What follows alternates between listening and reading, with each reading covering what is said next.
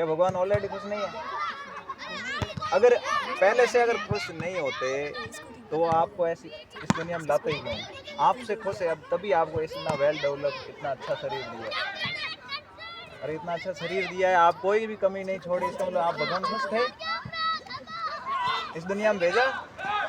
अगर आपसे पहले ही खुश थे तो बाद में नाराज नहीं हो सकते, सोच समझ के भेजा होगा, फिर वो आपसे कभी नाराज भी नहीं होते। सामने तो चला लो, बार रुको ना, तो वो आपसे नाराज भी। अब दूसरी बात, आप कह रहे हो तो आप सबको लगता है, 99% लोगों को लगता है कि भगवान गलत कर सकते हैं। भगवान से डर तो लगता है ना, गोगा जी से, बाबू जी से। अगर भगवान गलत करता होता तो वो अपने जीवन में जिस समय जन्मा था उसी समय गलत कर लेता। लेकिन आप भगवान के सारी गोगा जी, बाबू जी, हनुमान जी सबकी जीवनी पढ़ोगे, वहाँ उन्होंने कोई गलत काम नहीं किया। दुनिया वैसी ही थी, उतनी ही क्रूर थी, उतनी ही खराब थी, लेकिन उस समय उन्होंने कोई गलत काम, अब उस खुद के जीवन में जब वो जिंदा थे तब तक उन्होंने कोई काम नहीं किया, तो क्या वो अब काम गलत कर सकते? किसी के साथ गलत कर सकते? लोग उस समय नहीं कर सकते। भगवान का नाम ही है, वो सत्य के रास्ते पे चलेंगे। अपन कर सकते हैं इंसान, वो नहीं कर सकते किसी का बुरा। जब किसी का बुरा नहीं कर सकते तुम किसको मना? वो तुम में हमेशा अच्छा ही देखेंगे। तुम उनको मनाने का प्रयास करो तो वो तुम चलता है वरिश। उसकी ब्राइटनेस बढ़ाना, ब्राइटनेस बढ़ती है, देखा बढ़ानी आती ब्राइटनेस। इधर एक इंसान को ही भगवान मानते और उसको साइंटिफिकली हम प्रूव भी कर सकते हैं। जैसे मान लो ये बॉडी है, इस बॉडी के बिना हम क्या यहाँ जिंदा रह सकते हैं? ठीक है, तो ये तो चाहिए। तो इस बॉडी को आप एक उपकरण मान लो, ऐसा उपकरण जो आपको क्या हो इस दुनिया में संसार में कुछ भी करने के लिए सही है। ठीक है, दूसरा क्या है? दूसरा आपका माइंड, मस्तिष्क। ये क्या काम करता है? सोचने, विचारने या फिर कुछ काम करने से पहले आपको वो डायरेक्शन देता है, दिशा देता है। तो दो चीज़ें चाहिए। अब भगवान भी होगा तो दो चीज़ों से चाहिए। दो चीज़ें हैं तो खाना भी चाहिए। मैं कह रहा हूँ अगर शरीर है, दिमाग है तो खाना भी चाहिए। अगर वो दोनों ही आपके सामने नहीं दिख रहे तो नहीं चाहिए, बेसिक बात है। तो आप जिसको चढ़ा रहे हो उसके सामने आपका शरीर भी नहीं है, दिमाग भी नहीं है, तो वो रियल आपके सामने नहीं है, तो उसको क्यों चढ़ाना है? ये देखो, जब शरीर ही नहीं है तो वो वर्दी करेगा नहीं, वर्दी नहीं करेगा तो आप किसको चढ़ा रहे हो? फिर तो वो आराम से खुश ही है ना। तो अपन अगर हवा को ईश्वर माने तो हवा को कुछ नहीं चाहिए। अरे वो अपना आराम से यहाँ से वहाँ जाने के लिए उसको चाहिए खाना, पानी, दवा, कुछ नहीं चाहिए ना, तो आराम से जाएगी। तो ये सारी चीज़ें अच्छे काम कर रही हैं, तुम्हें अच्छे काम करने चाहिए, अच्छे काम करो। तुम्हें उनको मनाने की जरूरत नहीं है। तुम अच्छे काम करोगे तो धीरे धीरे तुम भी वैसे हो जाओगे, तो तुम भी ईश्वर हो सकते। इंसान थे, उन्होंने क्या किया? कुष्ठ रोगों पे लोग जो बीमार होते थे उनको लेके आए, धीरे धीरे उनका इलाज करना शुरू किया। दुखी थे, उनको नई राह दिखाई, नई चीज़ें बताई कि आप ऐसे ऐसे ये काम करोगे सही हो जाओगे। कोई भी रोग था तो उनको भरोसा दिलाया कि सही हो जाओगे, और धीरे धीरे लोग भरोसे के साथ सही होने लग गए, तो लोग उनको मानने लग गए। उसी प्रकार आप अगर गोगा जी के कान पढ़ो, उन्होंने भी क्या गायों की वगैरह रक्षा की और क्या किया? लोगों की भलाई की, तब वो क्या देवता माने जाते हैं। तो उस समय अगर लोग पीड़ित है और आप उस समय उन लोगों को सही राह दिखाते हो, सही रास्ता दिखाते हो, सही चीज़ें बताते हो, उनके साथ धोखा नहीं करते, तो आप भी भगवान का रूप हो सकते हो। आप अगर गलत नहीं सोचते अपने जीवन में तो आप भगवान का रूप है, इसमें कोई दो राय नहीं।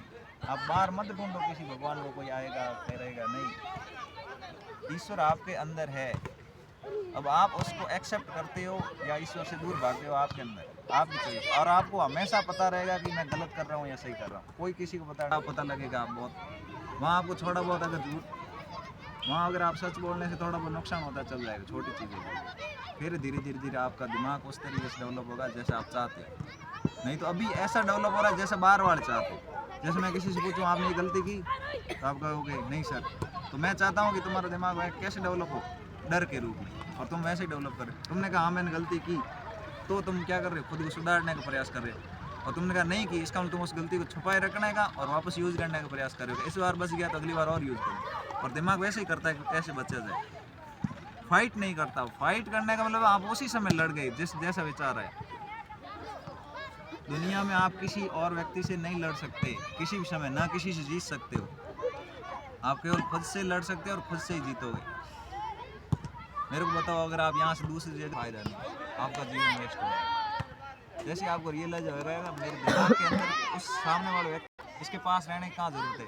मैं स्वतंत्र एंटिटी, मैं अपने घर में रह सकता हूँ, दूसरी जगह चेंज कर सकता हूँ, मैं चाहूँ वहाँ जहाँ रह सकता हूँ, तो मुझे उसका विरोध करने की कहाँ ज़रूरत है। मैं अपना समय वेस्ट क्यों करूँ किसी और पे। और सबसे बेस्ट चीज़ है साइलेंस। आप वो गाली और अगर एक थप्पड़ तक मार लेना, तब तक आप अगर सुख रह सकते हो, दुनिया की कोई ताकत आपको डिस्टर्ब नहीं कर सकती, आप दिमाग डिस्टर्ब नहीं कर सकते। मेरे को बताओ, अगर आप यहाँ से दौड़ के जा रहे हो, आप पैर के ठोकर लग गई, वो थप्पड़ से ज़्यादा 10 दिन तक दर्द करेगी। थप्पड़ कितना दर्द करता है बॉडी पे, बिल्कुल। और अगर आपको लगता है कि मैं उसके सामने नहीं बोल सकता, तो आप उस बात को रिपीट करते रहो। गाली दी और दी क्यों, मेरे पास आके ही क्यों, मेरे पास गलत शब्द बोले ही, वापस रिपीट करो। जितना रिपीट करोगे आपका दिमाग उसका पूरा पूरा विरोध करे। अंदर आप विरोध नहीं करते गलत चीज़ों में, आप एक्सेप्ट कर लेते, यार कोई बात नहीं, अपना दोस्त नहीं है आपका दोस्त, आपका दिमाग ख़राब हो जाएगा। अब मैं अगर थोड़ा सा डीप जाऊँ, तो मैंने कहा था बॉडी तो आपकी अच्छी चीज़ें खाने से बनती है। जितना अच्छा खाओगे, नेचुरल खाओगे, जितनी अच्छी चीज़ें आप बॉडी के अंदर खाओगे, वो सारी चीज़ें आपकी बॉडी को बनाती है। तो बॉडी अगर वैसे देखा जाए तो ये स्किन है, स्किन को तोड़ा जाए तो कोशिका है, कोशिका को और तोड़ा जाए तो कोशिका द्रव्य और केंद्रक है, और केंद्रक को तोड़ा जाए तो अंदर डीएनए आरएनए निकलते, और डीएनए का पूरा नाम है डीऑक्सी राइबोन्यूक्लिक एसिड। डीऑक्सी का 2 ऑक्सीजन, राइबो का मतलब शर्करा होती है जो कार्बन हाइड्रोजन ऑक्सीजन से बनती है। थोड़ा सा अंदर जाओगे तो बॉडी तो बनती है आपकी कार्बन हाइड्रोजन ऑक्सीजन, और ये सारी इन्वायरमेंट के अंदर है। जो सारी चीज़ें हैं कार्बन हाइड्रोजन ऑक्सीजन नाइट्रोजन, ये तो एनवायरनमेंट के अंदर है ना, उसी से अपनी बॉडी बनती है।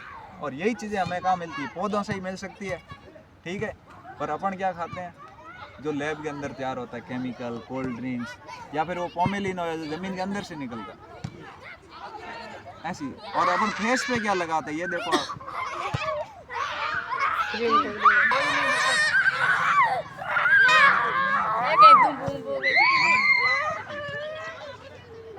धीरे धीरे जैसे बॉडी और माइंड को समझते हैं, तो माइंड बनता है आपकी जो सारी इंफॉर्मेशन न्यूज़पेपर से, बुक्स से, आसपास जितना सुनते हो उनसे दिमाग बनता जाता है। आप रोक नहीं सकते किसी को, आप उसको रोक नहीं सकते। इसलिए आपको देखना, आप एक बार आराम से बैठोगे ना, मेरे दिमाग में अगला थॉट कौन सा आएगा, तो आप नहीं सोच सकते कौन सा थॉट अगला। आप पिछला सारा का सारा बता सकते हो, उस दिन ये हुआ था, उस दिन ये होता, घटना हुई थी। आप आराम से बैठ के 10 मिनट आंखें बंद करके ये सोचना कि मैं अगला क्या सोचूंगा, नहीं सोच सकते आप, अगला थॉट क्या आएगा। ऐसे पूरे दिन में 60,000 थॉट आते हैं, आगे आपका कौन सा थॉट आएगा ये आपको बिल्कुल नहीं पता। और पीछे की सारी चीज़ें जो आप याद रखते हो किसी काम नहीं है, क्योंकि वो आपने तो जैसे आप अपने दिमाग को रोकोगे, एक बार आप देखोगे दिमाग के अंदर क्या चल रहा है, तो जो आपके दिमाग के अंदर चल रहा होता है वो रुक जाता है। अगर आप दिमाग मेरे को क्या हो रही, टेंशन हो रही है, हो रही है, आप उसको आराम से देखना अपने दिमाग के अंदर, तो रुक जाएगा, चलेगा ही नहीं। जैसे आप फ्री उसको खुला छोड़ दोगे वापस घूमने लग जाएगा। इसी सबसे बेस्ट उपाय, आप कोई चीज़ परेशान करिए उसको लिखो। आप किसी गुस्सा आ रहा है तो उसको पूरा लिखो, तो धीरे धीरे लिखोगे तो शब्द कम पड़ा, धीरे धीरे शब्द कम हो जाएंगे, सोच भी धीरे धीरे वो पीछे का जो माइंड सेट है कम हो जाएगा। किसी से लड़ना है तो उसको पहले लिखने से लड़ो। अब लग रहा है उसके मेरे साथ ऐसा करूँगा, उसके साथ ऐसा करूँगा, तो आप लिखो पूरा पेज भरो, फिर उसको खुद पढ़ो, पेज फाड़ के फेंक दो। आप उससे लड़ लिए, किससे लड़ते हैं, बॉडी से नहीं, आप खुद के दिमाग से ही लड़ते हैं हमेशा। दूसरे तो आप मुश्किल से 5 मिनट से 7 मिनट, 2 मिनट से 1 मिनट या 10 सेकंड लड़ सकते हैं, 1 घंटा नहीं लड़ सकते। आप उन 2 थप्पड़ मार दी, वापस आ गए, वापस आप अपने दिमाग से लड़ते हो, ये क्या करेगा क्या नहीं करेगा, पूरे दिन लड़ते रहते हो। आपने ज़्यादा नुकसान किसका, आपका। तो बेस्ट उपाय क्या है, आप कॉपी पे लिखो उसने क्या कहा था, क्या नहीं कहा था, क्या हुआ था मेरे साथ, किस तरीके से, उस पेज पे सारा लिखा, या तो उसको रख दो, उसके बाद दूसरे दिन और लिखो और क्या करना, क्या जैसे जैसे दिमाग मारा है फिर उस पेज को फाड़ के फेंक दो। 99% आपका दुख खत्म हो जाएगा। और सामने वाले के पास जाओगे तो और टेंशन बढ़ जाएगी, उसने कुछ कह दिया, आपको मार दिया, आप लोग मेरे को ज़्यादा और मार दिया, अब मैं और कुछ करूँगा। ऐसे ऐसे करते आप कम से कम 1 से 1.5 महीना आपकी ज़िंदगी खत्म कर दोगे। और सबसे ज़्यादा इम्पोर्टेंट है आपकी हेल्थ। जैसे आप टेंशन दिमाग के अंदर क्रिएट करके गुस्सा आता है तो आप मोस्टली आपको 1 दिन गुस्सा रहता है तो आप सोचो आप ज़िंदगी के 1 दिन 2 दिन कम हो, 2 से 3 दिन आप गुस्सा रहा तो आप ज़िंदगी 1 दिन कम हो। तो आप सबसे बड़ा नुकसान, अगर किसी को आप नुकसान पहुंचा भी दोगे तो भी सबसे बड़ा नुकसान आपका है। तो आप बोलते हैं कर्म, अच्छे कर्म करो, नहीं तो आपको क्या होगा, जैसे अच्छे कर्म नहीं करोगे या पाप लगेगा या कर्मों का फल भोगना पड़ता है, वो बाद में नहीं कभी भोगना पड़ता है। आपका एक क्रोध का 1 दिन आप 1 दिन की जिंदगी से नहीं सकते, इससे ज़्यादा आपको क्या भोगना पड़ेगा, तो कर्मों का फल आपके दिमाग को खराब कर सकता है, आपके दिमाग को डिस्टर्ब कर सकता है। आप जो नहीं चाहते, जो काम कर रहे हो उससे भटका के आपको ऐसा काम करवा देगा जो आप सपने में नहीं सोच सकते, आपको ऐसी जगह पहुंचा देगा जहां आपने सोचा भी नहीं। इसलिए बोलते हैं गलत लोगों से दूर रहना। क्यों रहना? गलत चीज़ें नहीं खानी। क्यों नहीं खानी? गलत चीज़ें एक बार पेट के अंदर चली गई तो आपको जीवन भर वो परेशान करेगी। जैसे मैंने बोला था कि मैदा नहीं खाना है, पॉमेलिन ऑयल नहीं खाना है, स्टार्च जो आपकी शुगर ज़्यादा नहीं खानी, तो इसका क्या उतना दूर आवाज़ आएगी नहीं होता है। हाँ बोलो। ऑन कर दो। तो मैंने कहा था चिप्स के अंदर आपके मुख्यतः 3 चीज़ें देखने को मिलती है। एक तो मिलता है आपको पॉमेलिन ऑयल, जो आपके पेट्रोलियम पदार्थ से निकलता है, जो सस्ता ऑयल होता है और उसको बहुत ज़्यादा टेम्परेचर चाहिए पचने के लिए बॉडी के अंदर। दूसरा आपके अंदर होता है मैदा। गेहूँ को इतना पीस दिया जाता है कि उसके अंदर कोई भी विटामिन, कार्बोहाइड्रेट बिल्कुल नहीं बचता, बहुत कम मात्रा में बचता है। वो होता है मैदा का आटा, होता गेहूँ का आटा ही है, लेकिन उसको ऐसा महीन कर दिया जाता है क्योंकि उस आटे को आपको कुछ ना कुछ डिश बनाने के लिए, कुछ न कुछ आकार देने के लिए उस महीन पीसना ज़रूरी है, तो वो उसने इतना महीन पीस देता है और ख़राब भी नहीं होता। ज़्यादा महीन पीस दोगे आटा ख़राब होगा नहीं, क्योंकि मॉलिक्यूल रहे ही नहीं उसमें, एकदम आटे जिसको आप पत्थर पीसते हो वैसे पीस दिए। और तीसरा आती है आपके शुगर। जितनी शुगर आप चॉकलेट में देखो किसी में, तो सबसे पहले पॉमेलिन है, बॉडी के अंदर एक बार चला गया उसको बाहर निकालने का आप पास कोई उपाय नहीं, जाके जम जाएगा बॉडी की। ये आपकी स्किन है, इसके नीचे जाके जमता है, यहाँ पे एक तो बेली पे जमता है, एक ये आपकी फीमर की साइड में जमता है और यहाँ पे भी जम सकता है। वो आपकी बॉडी के जब तक नहीं निकलेगा, जब तक आप बॉडी के 44 डिग्री टेम्परेचर नहीं हो। अब 44 डिग्री हो ही नहीं सकता, पॉसिबल ही नहीं।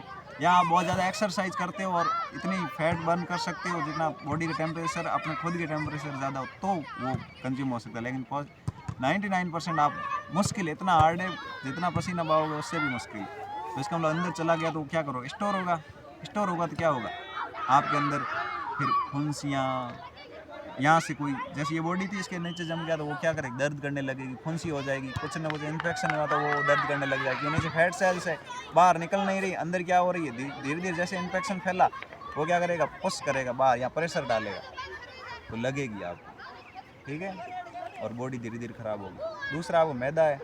अब मेरे को ये बताओ, बॉडी के अंदर हम जो भी खाते हैं वो पचना तो चाहिए, लेकिन मैदा में कोई भी अगर कार्बोहाइड्रेट, वसा, प्रोटीन, विटामिन और आपके फाइबर नहीं है तो बॉडी के अंदर पचेगा नहीं, क्योंकि बॉडी को यही चाहिए, इसके अलावा बॉडी कुछ नहीं चाहिए।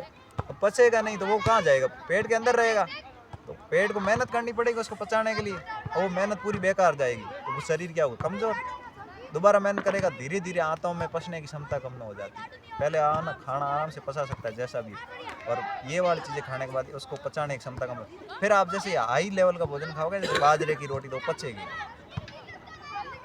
दिक्कत ये होगी। जैसे नाम नमकीन वगैरह 1, 1.5, 2 महीना, 3 महीना, 6 महीने तक चला लोगे, हाँ चल रहे, वैसे ही वापस 1 साल बाद आपको खाने बाजरे की रोटी खानी होगी तो वो बाजरे की रोटी पच नहीं पाएगी बॉडी का, क्योंकि क्षमता ही कम होगी उसकी, आपके पेट के पचाने की क्षमता कम हो गई। आपको ये लग रहा है कि नहीं महसूस, मैदा पचा रहा है, वो मैदा पचाने में भी ऐसे माइक्रो न्यूट्रिएंट्स उसको निकालने हैं, बॉडी को ऊर्जा देनी है, तो वो निकाल ही नहीं पाएगा क्योंकि उसके अंदर है नहीं, तो उसको ज़्यादा मेहनत करनी पड़ेगी, ज़्यादा मेहनत करेगी, क्षमता ज़्यादा लगेगी, उसको HCl की मात्रा ज़्यादा डालनी पड़ेगी, उसको जो आपके अग्नाशय से जो अग्नेय रस है वो ज़्यादा निकालने के, लीवर से जो आपको पित्त निकलता है वो बाइल जूस ज़्यादा निकालना पड़ेगा।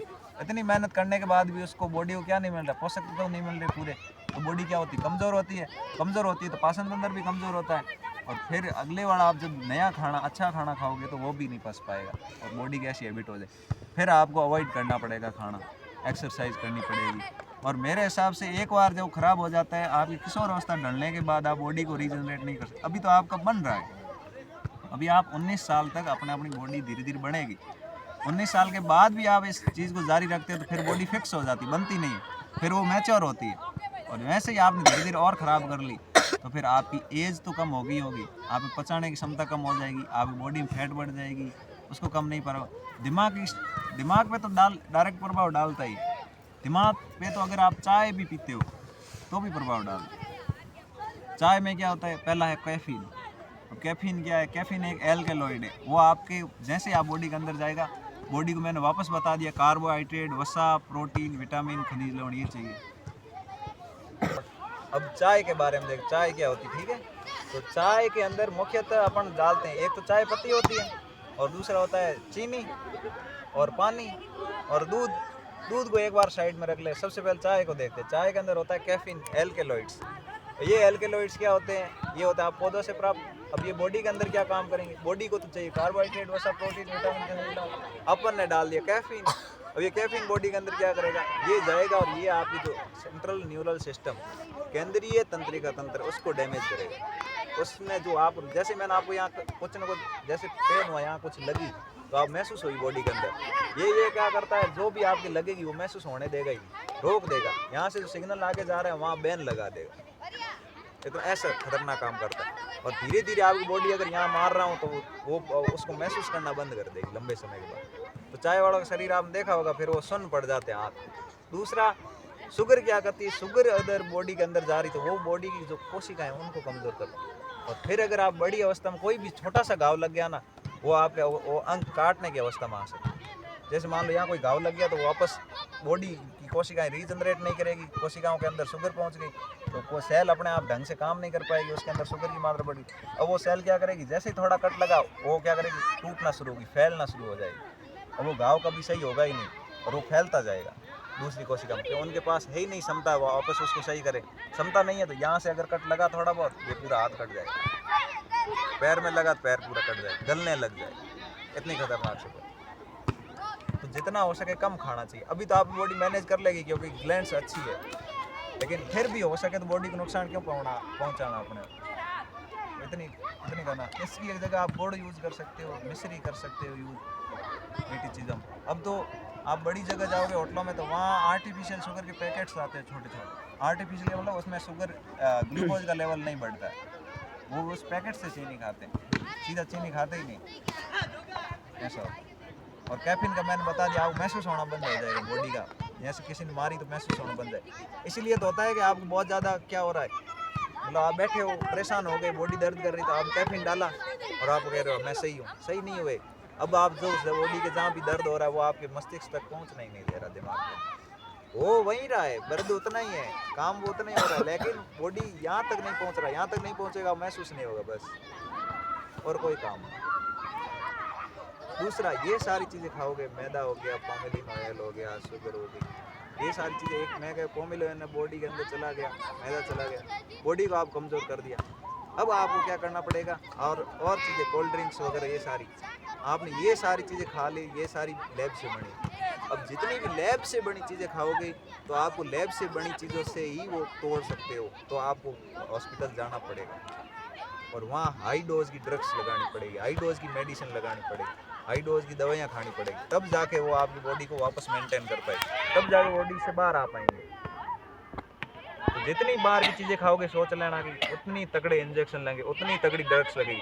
बाकी ड्रग्स का कहीं काम है ही नहीं, ड्रग्स का क्या काम है, बॉडी के अंदर कोई काम नहीं है, बॉडी में नेचुरल बॉडी है, नेचुरल खाना पाना है, वही चलता है। लेकिन जैसे आप बाहर की चीज़ें जो लैब्स के अंदर तैयार होती है, कोल्ड ड्रिंक से लेके बिस्किट के पॉमेलिन ऑयल से लेके सारी चीज़ें, मैदा, शुगर, ये सारी, वो सारी चीज़ें खाओगे तो क्या होगी, बॉडी नुकसान पहुँचाएगी। कभी तो खा सकते, कभी नहीं। मैं ऐसे कह रहा हूँ जितना हो सके उतना दूर।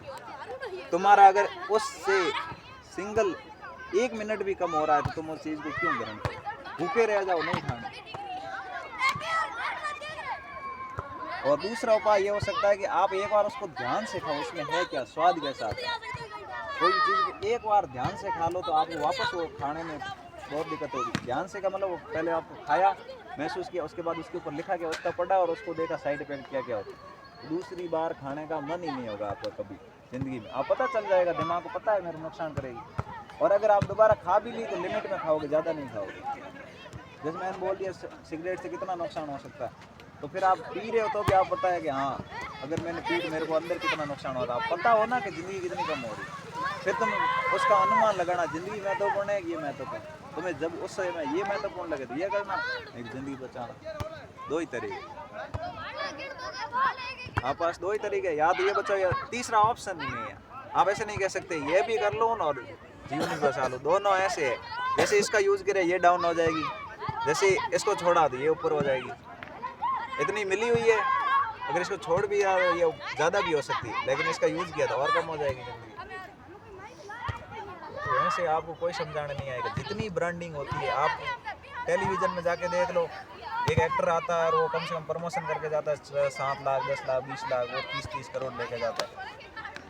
कोल्ड ड्रिंक का प्रचार करके जाता है, वो खुद कोल्ड ड्रिंक को हाथ तक नहीं लगाता। जो साबुन आप यूज़ करते हैं वो भी खतरनाक है आप बॉडी के लिए। ये सारी चीज़ें आपके बॉडी को उसी तरीके से बनाने के लिए, अब बॉडी होती है प्रकृति के अनुसार, जितने भी आप सारी चीज़ें लैब से लेके आते हो, साबुन भी तो वहीं बनता है, वो बॉडी के ऊपर लगाया, धीरे धीरे उस बॉडी को वो क्या करेगा, अपने जैसे बना लेगा। अब नहीं लगाओगे तो दिक्कत हो जाएगी। जैसे आप देखा होगा कोई मेडिसिन लेता फिर उसको लगातार ले दिया जाता है, सब 2-3 महीने में बीमार होता है, वापस मेडिसिन लेना शुरू करता है। ये बड़ी दिक्कत है। खान पान हो गया आपकी, इसके अलावा जो आप अपने फेस पे क्रीम वगैरह लगाते हो, वो सारी चीज़ें फेस पे जो भी लगाते हो, क्रीम वगैरह या साबुन वगैरह बॉडी के अंदर लगाते हो, ऊपर लगाते हो, हल्के कपड़े होने चाहिए, बिल्कुल टाइट कपड़े नहीं पहनने। हल्के जूते होने चाहिए, टाइट जूते बिल्कुल नहीं पहने। टाइट जूते पहनोगे तो ब्लड प्रेशर बढ़ा देते बॉडी, और ब्लड प्रेशर बढ़ाने का मतलब है कि आपकी बॉडी तनाव में रहेगी। तो जूते ऐसे हो जो कंफर्टेबल आराम से पहनाए, हो सके तो पैरों गर्मी नहीं होनी चाहिए। ये जो आपके स्कूल्स के जूते हैं, ये हमारी सभ्यता नहीं थी। हमारे यहाँ पे जितने भी पहले जितने भी जूते युगान से लेके जितने भी ऋषि वो सारे खुले जूते पहनते, लेकिन हमने यूरोपीय सभ्यता के अनुसार अभी जूते वगैरह सब सारी चीज़ें वैसी अपना ली, वो हमारे लिए बहुत ज़्यादा खतरनाक है। क्योंकि ये जूते हमें क्या करते हैं, गर्मी पैदा करते हैं। वहाँ उनकी मजबूरी है क्योंकि वहाँ बर्फ़ पड़ती है और बर्फ़ में पैर गल जाते हैं जूते नहीं पहने। और यहाँ हम क्या करते हैं, उन्हीं को कॉपी कर रहे हैं। अच्छे जूते होने चाहिए, बड़े जूते होने, तगड़े नहीं, आपके सॉफ्ट और अच्छे चप्पल होने चाहिए, स्लीपर जब भी पहनते ढंग के, सैंडल तक नहीं होने चाहिए जो आपके पैर की सुरक्षा है। स्लीपर कंफर्टेबल स्लीपर होने चाहिए, जितना हो सके वो पहनो। गर्मी करेंगे धीरे धीरे पैर की साइज़ भी कम हो जाएगी, पैर ग्रोथ भी नहीं कर पाएगा, पैर को दिक्कत होगी, ब्लड प्रेशर बढ़ेगा, उससे आपके दिमाग की चिंता रहेगी। जो आपने देखा होगा जैसे पुलिस को टाइट कपड़े क्यों पहनाते हैं, ताकि उनका ब्लड प्रेशर बढ़ा रहे, और ब्लड प्रेशर बढ़ा रहेगा तो वो क्या करेंगे, तगड़ा काम करेंगे, एक्टिव रहेंगे। बॉडी को एक्टिव करने के लिए क्या है, ब्लड बढ़ा दो, ब्लड की दौड़ बढ़ेगी तो आप एकदम तगड़े एकदम एक्टिव। उनका काम है इस तरीके का कि उनको ब्लड प्रेशर बढ़ाए रखता है, कोई भी काम हो तुरंत फुर्ती रखो। और सन्यासी आराम से कैसे सोच पाता है, उसके कपड़े ढीले होते हैं, आराम से बैठे रहे, वो सोच पाता है। तो जिसके कपड़े बहुत टाइट पहने वो ध्यान से सोच भी नहीं पाता। स्कूल में आप जो कपड़े पहनते वो भी बहुत कंफर्टेबल होने चाहिए, जितने हो सके ढीले होने चाहिए।